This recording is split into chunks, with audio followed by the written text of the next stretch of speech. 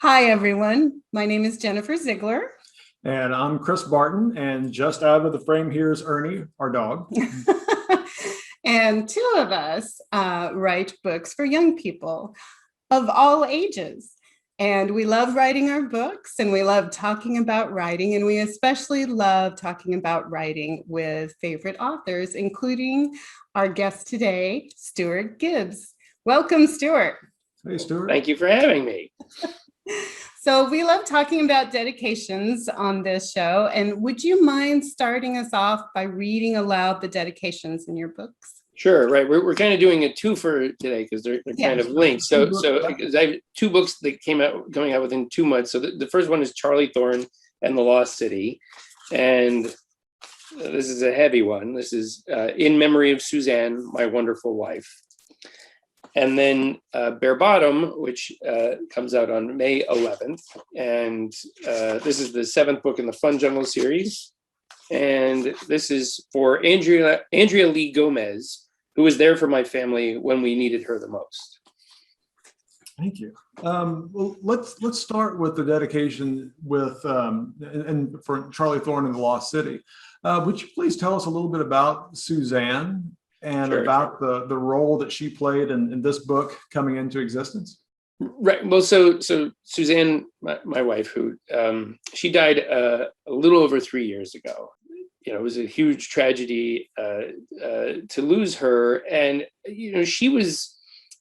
When I met her, I was a screenwriter who had played around with the idea of writing books, and she was a very respected television executive.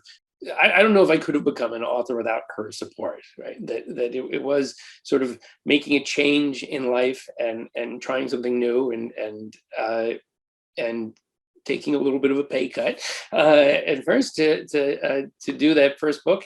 And I didn't know how it was going to work out. That was belly up, but it worked out great. I really loved writing that book and wanted to do more, and she was always encouraging of that.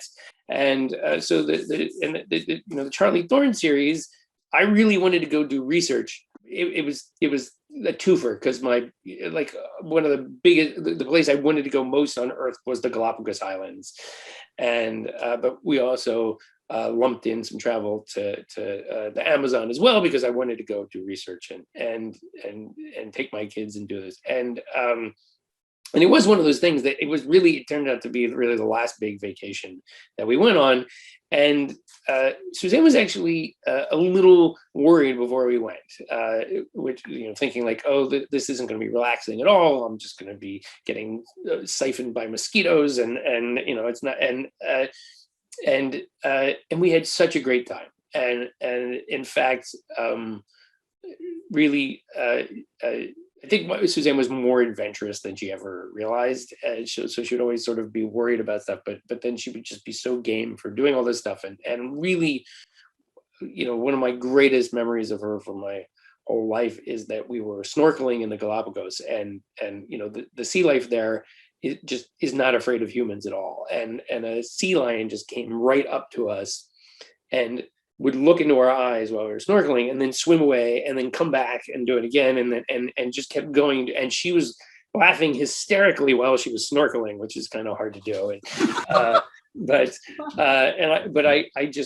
so happy that she got to do that. This is a book where if we had not gone on that trip, I could have written it, but it would have been so much different. Well, that's extra special, that dedication. And the one in Bare Bottom, right. Could you talk a little about Andrea and the dedication behind that? Right. So Andrea was the nanny for my kids at the time that Suzanne died, and she had really only been working for us for about 6 months at that point, but she just stepped up, and we just, you need so many people to get through a tragedy, and so Andrea was there, I've got a son and a daughter, and but I think my daughter, in a big way, just needed another female figure in her life without with the loss of her mother. And she still, Andrea does not work for us anymore, but she and Andrea still talk to each other every day, just about. I mean, it's really like Andrea became like a member of the family, and sort of big sister to both my kids, really. And so I just felt that she certainly needed her own dedication as well.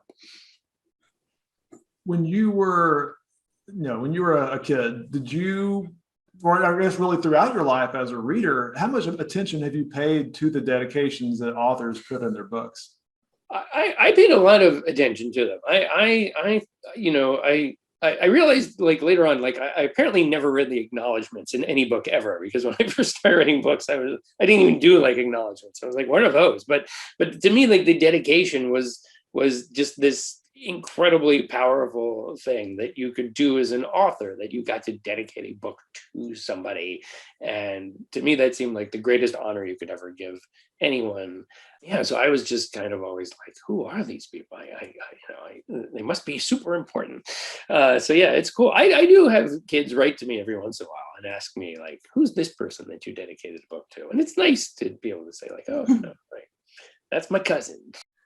You do a lot of school visits, and you do interact quite a bit with your readers and your fans, and you're very approachable, and you're very available, and you're very popular.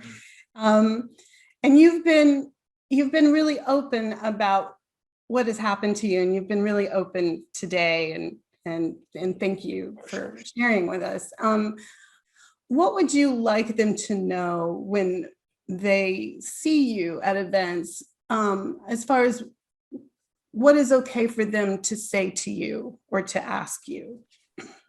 I would say there's no wrong thing to say to someone, because anybody coming up to express any kind of sentiment about loss, or accepting that you've gone through something, is really a wonderful thing. And so, like, I know that maybe, like, people are worried, saying, like, well, what's the right thing, what's the wrong thing, whatever. And it's really just it's just making that approach, and telling somebody that they've gone through something,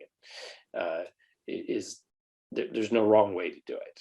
I mean, look, I'll say this for any kid watching: like, if somebody has just gone through a tragedy in your, and right, then they do need you to come up to them and say something, right? Pretending like it didn't happen is that's the bad thing to do. But going up and saying, I mean, and I know it can seem like awkward or whatever, but you even send somebody a text saying, like, I'm thinking about you, I'm so sorry, there's just reach out, because that's what people need when they go through a tragedy.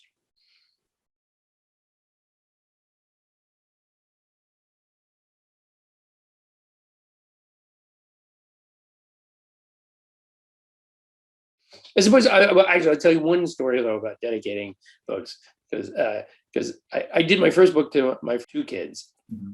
And then as we sort of went on, I thought, maybe I've got more now, like I'll give one to each child. And so I've been going on for a couple of years. And so it turned out that just sort of the order, my son was older. So I said, okay, I'll give him this spy school book. I can't remember which one it was. And then the next one was the last book in the Moon-Based Alpha series. And there's a character in that series that is just blatantly my daughter, and everybody loves the character, and everybody know that I had based that character on my daughter. So I thought, okay, I'm going to dedicate this last book to my daughter. And so I tell the kids, like, okay, you each get your own book now, and Dash, you get Spy School, and Vi, you get the last book in the Moon-Based Alpha series. And Violet kind of goes like, oh, and I was like, what? And she goes, well, Spy School sells more than Moon-Based Alpha.